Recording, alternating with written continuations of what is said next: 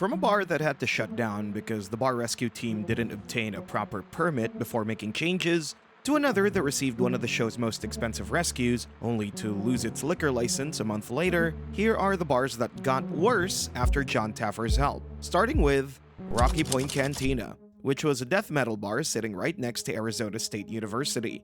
Two brothers, Scott and Jason, were running it into the ground while their parents, Francis and Mary, watched their retirement fund disappear, trying to keep the place alive. By the time Jon Taffer arrived in Season 3, Episode 21, the family was losing a huge amount of money and was in debt as well. Rocky Point is now losing up to $10,000 a month, and Fran and Mary have depleted their retirement and are $1.5 million in debt. A major part of the problem was direction. Instead of attracting the college crowd right outside the door, the bar was hosting metal concerts that pushed them away completely. Inside, things weren't much better. Scott had no real management experience and stayed hidden in the back office, while his friend Anthony handled the bar and created more problems that he solved. One customer even complained directly about a drink he made. I just get a fan quesadilla. Do you have a special drink or anything like that? The Rocky Point is really good. Six, brother. I don't know what that is. Everything I taste just tastes like juice. Have you tried any of the beers? With the business already collapsing, John brought in Chef Tiffany Derry and mixologist Russell Davis to teach Scott and Jason the proper way to handle things in the bar and kitchen. Margarita. What is this? That's a margarita. Cape Cod, Long Island. You gotta remember these cocktails. Also, you wanna make sure that we fill these glasses almost over the top with ice. Anytime that you are cutting, your fingers are never like this. They're like this. No matter what you're doing, you can feel it with your knife. The bar was rebranded as Havana Cabana Bar and Grill, shifting to a Cuban theme designed specifically to attract the university crowd passing by every day. At the 6-week check-in, the turnaround looked real. The bar was reportedly bringing in up to $6,000 a night, but that recovery didn't hold for long. Once the cameras were gone, the changes started to unravel. Metal shows returned and the Caribbean concept was dropped, and the bar went back to its dirty and unhygienic conditions. One of the locals who attended the shows made a comment saying, "You ever heard of a hole in a wall? Well, this place surpasses that and then some. If a buddy of mine wasn't performing here, then I'm sure I would never step foot in this place. The bathrooms are disgusting. I don't think they've been cleaned since New Year's Eve 1999. I'm going to the nearest urgent care after I leave here to get a tetanus shot." The decline was also reflected in their Yelp rating, which dropped to a low 2.8 stars. Eventually, Francis and Mary even reverted the bar back to its original name, but the deeper problem wasn't just the reversal of changes, it was what the rescue process unintentionally exposed. During construction, the bar rescue team had made exterior modifications without securing proper permits from the city of Tempe. That alone was enough to bring the property under official scrutiny. So when city officials investigated further, they uncovered years of unpermitted work unrelated to the show. As a result, the bar's live entertainment permit was denied, cutting off its ability to host concerts, which had been its main draw. On top of that, on August 2013, which was just 2 months before the episode even aired, Francis Massimiliano declared bankruptcy for the bar as they were unable to meet the financial and regulatory demands required to sustain the business. As of 2023, the bar is reported as closed, with the building demolished and replaced with an apartment complex. While Rocky Point Cantina was a case of owners rejecting change, the next bar involved an owner who never intended to change anything at all. The Los Angeles Brewing Company was once a strong performer in downtown Los Angeles, bringing in up to $2 million a year. By the time Jon Taffer arrived, that success had collapsed under the decisions of its owner, Richard Ramos. After buying out his partners, Richard removed the very structure that had made the bar work. He fired the experienced staff, turning it into a family business with wrong decisions. In order to cut down on operating costs, Richard replaced the bar's management staff with his family members. It's hard to run the bar when we don't have no merchandise. A lot of the people that used to come here, they see the taps down. Some people just walk out. That decline became really obvious during Recon. John did the recon himself, alongside a celebrity and television host, Maria Menounos, and what they experienced reflected how far the bar standards had fallen. The drinks were poorly made to the point of being undrinkable, and raw food was being served to customers. My first beer in there was really nasty and bitter. It was kind of a no-win situation in the liquor department there. Oh, look at this, guys. Wow. This burger is raw. To correct that, Jon launched one of the most expensive rescues in the show's history. He cleaned out the 100 tap lines, installed a self-serve table tap system, introduced a full Smart Brew brewing setup so the bar could produce its own beer, and rebranded the business as LA Brew Co. I got Roto-Rooter to do all the plumbing to make the Smart Brew system work. So you can launch new beers every month or two. And I got you 6 months free service to get you on your feet. Oh, that's really good. So we got a great product, guys. And great beer brands that will make this place successful. What do you think you bought? I love it. On paper, the transformation addressed every major weakness: staffing, product quality, and identity. But the follow-through wasn't there. Within months of the relaunch, Yelp reviews dropped to 1 and 2 stars. Customers reported the same issues the rescue was meant to fix: raw food, inconsistent service, and menu items listed but unavailable. One customer wrote, "First off, how are you a beer bar if you don't have a flippin' beer menu? Then you lying and telling people that you're brewing in front of the entrance? To the food, the wings sucked ass. Seriously, how do you serve bleeding chicken wings, man?" The complaints didn't stop at food and drink. Customers also pointed out issues with basic business integrity. After the rebrand, the bar continued advertising Yelp discount it refused to honor. And then they got backlash immediately, saying they don't honor their 15% off the entire check offer. We won't be back. These weren't isolated complaints, they reflected a pattern, and that pattern showed in the numbers. Even after the rebrand, the bar's Yelp rating remained at a low 2.5. At that point, the issue was no longer the condition of the bar or the systems put in place. It was the lack of execution behind them. Eventually, the situation worsened as the bar lost its liquor license and was listed for sale. Because of the deadlines, LA Brew Co. closed its doors completely in April 2015, just 1 month after the episode aired. Just like how LA Brew Co. became worse and failed as a result of the owner's reluctance to change, the next bar took it to the next level by bringing back a rejected problem. Weber's Place was a bar in Reseda, California that originally operated as a strip club. Owner Kervin Sinton bought the business in 2007 using the life savings from his barbershops, but years later, the bar still had no clear identity or direction. Instead of building a consistent business model, Kervin overloaded the schedule with live bands, losing money on performances while struggling to control staff he openly suspected of stealing from him. In the 80s, Weber's used to be the #1 place for college kids to hang out. So I decided to bring it back. I consider all the bartenders I have as thieves. The bartenders are very slick. That lack of control was obvious behind the bar.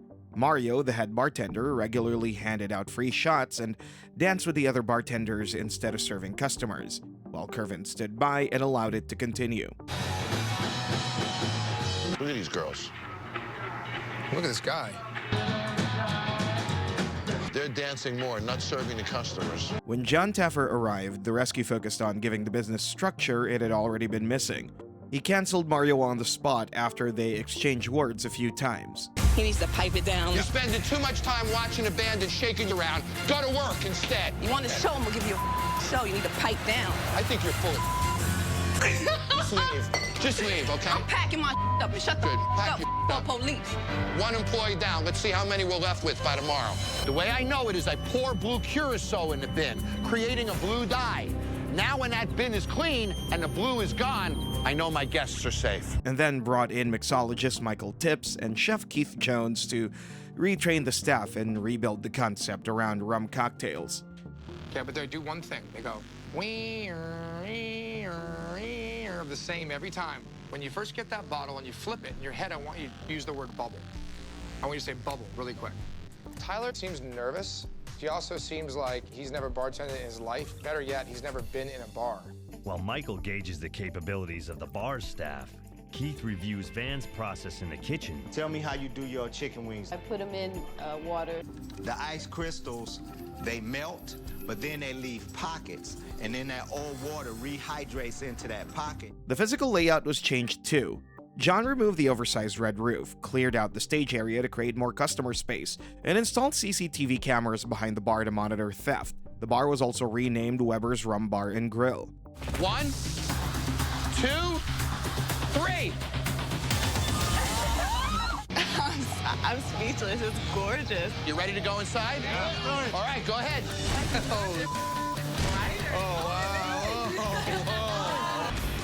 This is done by my friends at Kitsap Fine Finishes, and this is pretty fine, don't you agree? Oh, yeah. For a while, the changes appeared to work. Business improved, and the bar finally seemed more stable, as Kervin was booking multiple bands a night.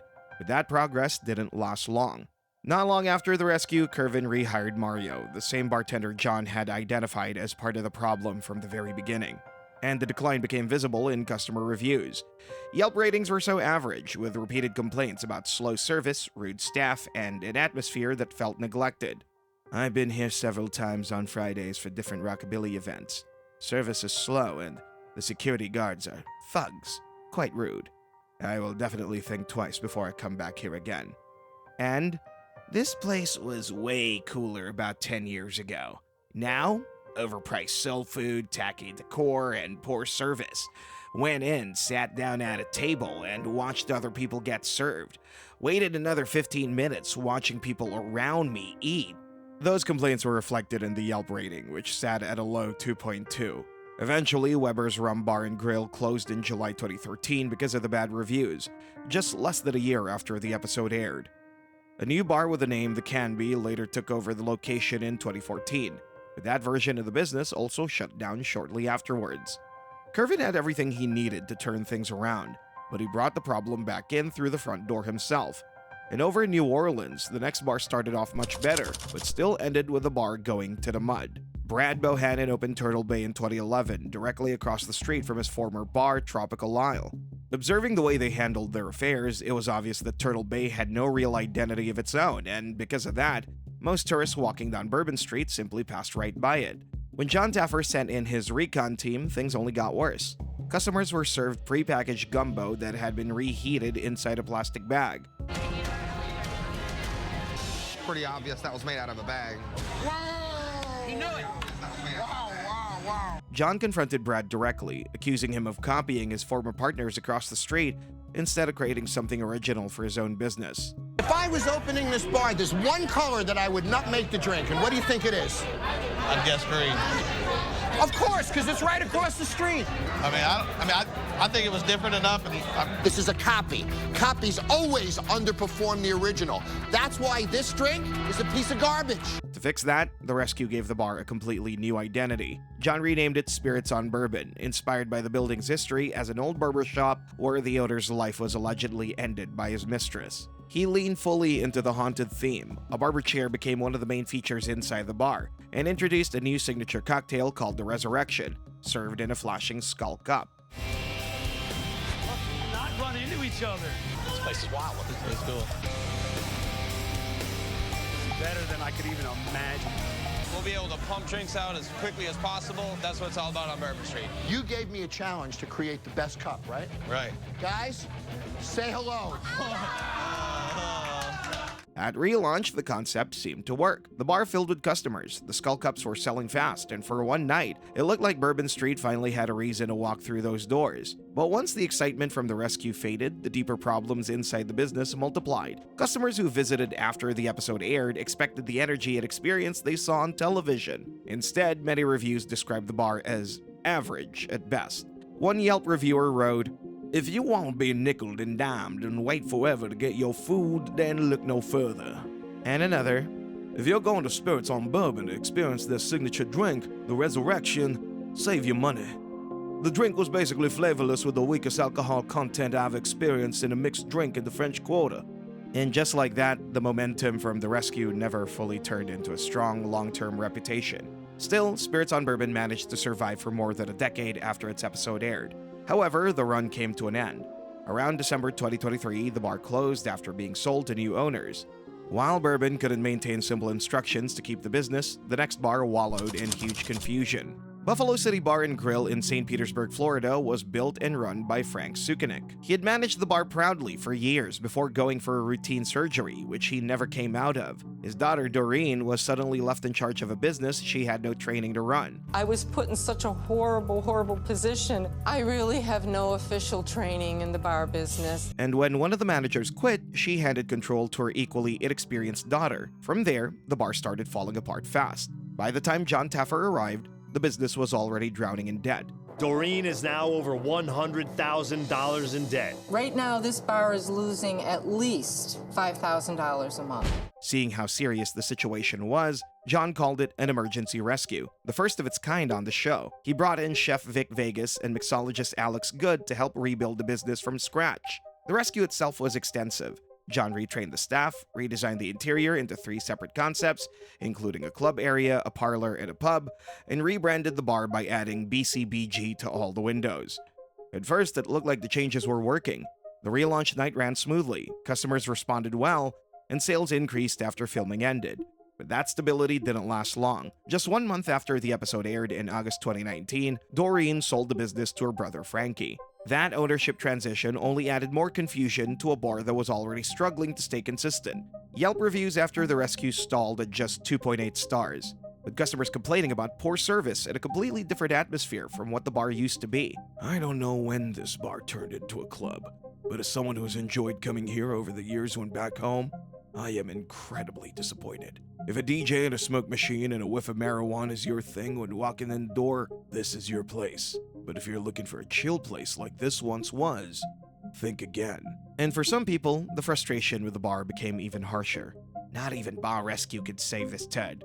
Never, ever, ever will I be back. Warm beer, very slow service, and bland food. Rather eat at the gas station across the street, and believe me, I am being nice.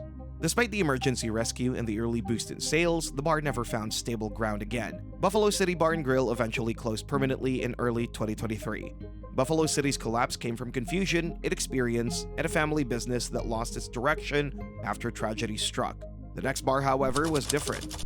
This time, the biggest concern wasn't poor management skills or financial pressure. It was the owner herself. The Hooch Bar and Grill in Dearborn Heights was owned by Ron and Chandra Phillips and featured on Bar Rescue Season 4, Episode 35. For 5 years, the business had done well, pulling in over $20,000 a month. But then the 2008 financial crisis hit Detroit harder than almost anywhere else in the country, and the bar started slipping with it. Sales steadily declined year after year. It was just steadily declining. I don't know where I'm gonna get this money. By the time Jon Taffer got to the bar, it was buried under $350,000 in debt and losing $4,500 every month. Still, the financial losses were only part of the problem. The bigger issue was Chandra herself. She constantly verbally abused her staff, calling her bartenders degrading names and acting as though that behavior was completely normal. Okay, hello, bitches. You're a guzzling gutter slut. To me, it's a term of endearment. She is the oldest whore here. The more I do it, the less that it'll irritate them when somebody else does it. What? The atmosphere became so toxic that Jon openly called her the most unlikable person he'd seen on the show. At one point, he nearly walked away from the rescue entirely. I will not rescue your bar if you disrespect them. I will not do it! After some talking, Jon decided to move forward with the rescue. He brought in Chef Keith Breedlove and mixologist Lisa Marie Joyce to retrain the kitchen and bar staff. Once the training was complete, the bar was rebranded as Proving Ground Bar and Grill. That's crazy, bro. Get over this. It means everything to us. It's a fresh new start in our lives. At first, the numbers suggested the changes were helping. The episode credits reported that Proving Ground generated $22,692 in food and beverage sales within its first 10 weeks after the relaunch. But behind the scenes, the same problems were already returning. Almost immediately after filming ended, Chandra slipped back into her old behavior, and one of her top bartenders quit because of it. Viewers who watched the episode were just as disturbed by the way she treated her staff, and the backlash quickly split into Yelp. The owner talks like a sailor. That's not too bad, but to call the employees vulgar things is unacceptable. The bar needs rescue again. The food, not so bad, but the owner ruins it. She'll end up sinking her own business, and that is a shame. That frustration reflected directly in the ratings as it sat at just 2.9 stars on Yelp. Eventually, less than a year after the Bar Rescue episode aired, Proving Ground officially shut its doors on May 23rd. Chandra announced the closure herself on Facebook. 3 days later, the bar was sold off entirely for $225,000. After everything that happened, Shonda claimed that appearing on Bar Rescue had been the worst mistake of her life and insisted the business had been doing better before the show ever arrived. And while Proving Ground collapsed under an owner who drove staff away, the next bar in Season 3, Episode 12 faced a completely different kind of dysfunction, which caused their terrible end.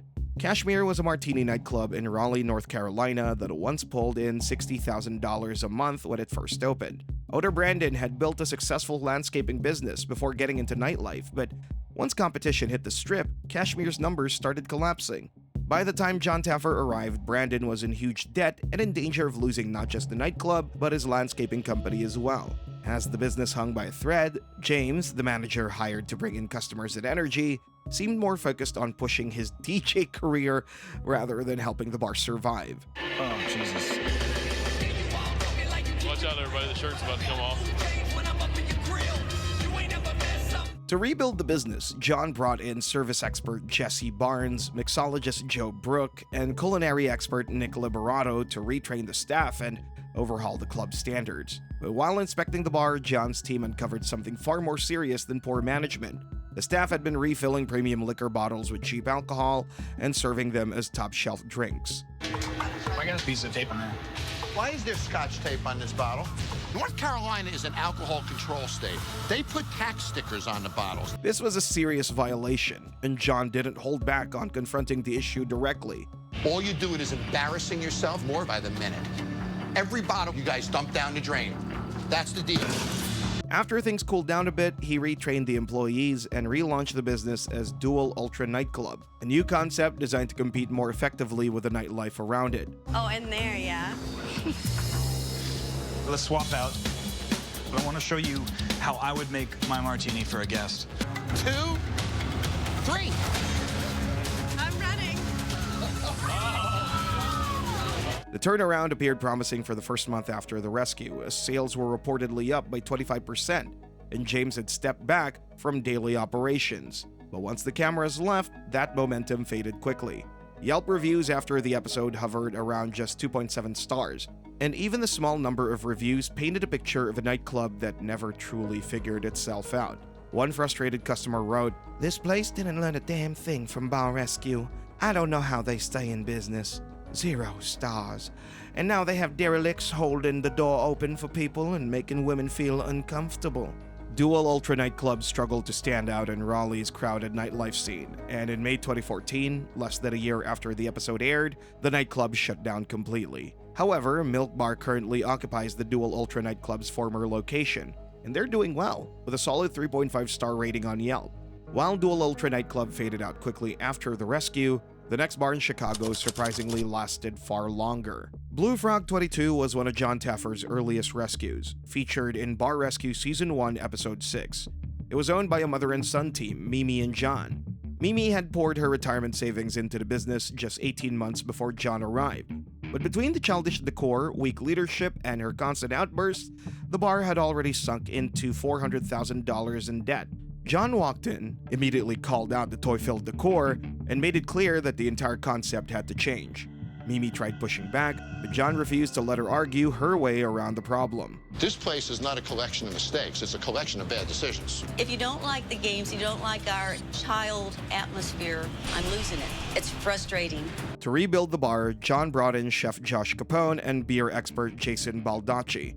Together, they stripped out the childish theme, created a locally sourced food menu, and rebranded the business as The Local. Say hello to The Local, your new bar. I love it. I'm excited, man. I want to get inside and see what it looks like, but I like the outside. This is all about Chicago. The changes worked almost immediately, as food sales went up by 50% 30 days after the rescue. Meanwhile, the upgraded menu also allowed the bar to charge significantly more for its food, including burgers that jumped from $6 to $15. Despite all that success, traces of Mimi's resistance to the rebrand were still visible. Instead of fully abandoning the original identity, the business eventually combined both names into Blue Frog's Local 22. Then came a problem that the rescue could not control. In 2015, a neighboring construction project placed scaffolding directly in front of the bar, blocking the patio area that had become one of its biggest attractions. The impact was brutal. Blue Frog's Local 22 reportedly lost more than $120,000 in revenue during this construction period and never fully recovered afterwards. In May 2018, Mimi announced that the bar was closing permanently. By the time it shut down, the Yelp rating sat at 3.8 stars, one of the stronger ratings for a rescued bar.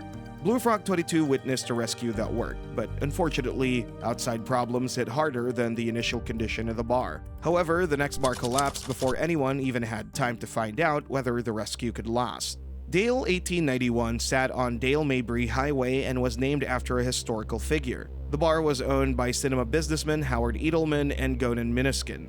When they bought the business in 2011, they handed day-to-day operations over to Howard's son, Scott Edelman, who'd invested $80,000 of his own money for a stake at the bar. The problem was that Scott had almost no real experience running a bar, and it quickly showed. The business had no clear identity, the staff lacked proper training, and the three partners constantly argued. You're a failure. Just admit it. I failed here because I had absolutely taking responsibility.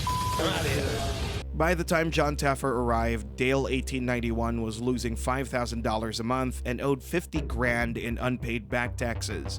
To rebuild the failing business, Jon brought in mixologist Daniel Ponsky and barbecue chef Kevin Bloodsoe. Together, they redesigned the menu around Caribbean food and rum-based cocktails while transforming the tiki hut structure outside into the center of the entire concept. Captain Morgan white rum. Hit it with some fresh ice. Shake for about 5-10 seconds. We just gonna add pork, ham, salami, Swiss cheese. And see, everything be pre-prepped and ready to go. Okay. So when it's a rush, this whole station will be set up ahead of time. Dale 1891 was renamed Cayman Cove, with a brightly repainted exterior, bamboo decor, thatched roofing, and a tropical identity that finally made the bar stand out. Oh my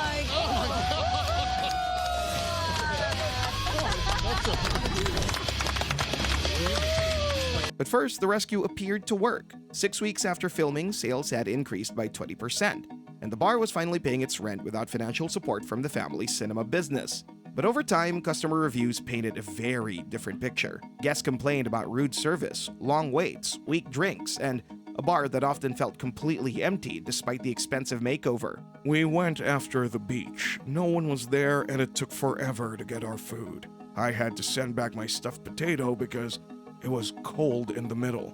Wings were okay, nothing spectacular. My mother-in-law got a margarita, but it was super sweet. Eventually, Cayman Cove's Yelp rating dropped to just 2.7 stars, showing that the renovation had not fixed the deeper customer experience problems.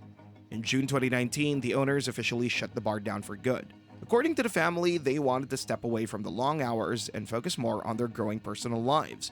But at least Cayman Cove survived for a few years after the rescue. The next bar in Season 3, Episode 15, barely held itself together once the cameras left. Gypsy was owned by Paul Sanfilippo, and for years, it was one of the most famous gay nightclubs in Las Vegas. At its peak, the bar was bringing in over $160,000 a month. But in the late 1990s, new competition started showing up, and Paul never adjusted. By the time Jon Taffer arrived, the club still looked and operated like it was still the 1990s, while the rest of the Las Vegas nightlife scene had completely moved on. People don't want to come in here because it's caught in some weird 90s time warp. The bar was losing $15,000 every month, and on top of that, it had a $400,000 fine for unpaid live entertainment taxes and was buried under $2 million in debt. But the financial problems were only part of the disaster. During recon, Paul was drunk inside the bar, insulting his employees and throwing drinks at them. Livio, dude, what are you? You're getting paid for doing nothing. Stop yelling. You know what? You guys should be fired. Fill my drink. No. Things got so bad that Jon had to walk out of their first confrontation because Paul was too intoxicated to even hold a real conversation. I'll come back here tomorrow and fix this bar for you guys. Get in the cab and go home, jerk. Okay, give me a drink. I will see you all tomorrow. This is why we're dead. Even with all of that, Jon decided to continue the rescue. He brought in mixologist Rachel Ford, retrained the staff, updated the nightclub concept, and relaunched the bar as SBLV Ultra Lounge. Despite Paul disappearing during relaunch night, the rescue actually seemed to work. The staff handled the bar confidently, drinks came out quickly, and customers were fully engaged. But 2 days later, Paul came back, looked around the club, called the changes horrible, and shut SBLV down immediately. He moved the entire staff to another bar he owned across the street. The door simply closed and the rescue was over. 3 months later, Gypsy was still closed and Paul was still dealing with the same debt problems. In January 2014, he announced plans to completely gut the building and reopen it with a brand new concept. But those plans fell apart because of contractor disputes, permit problems, and legal issues that delayed the project for years. Sadly, Paul Sanfilippo passed away in April 2022, and the bar was never rebuilt.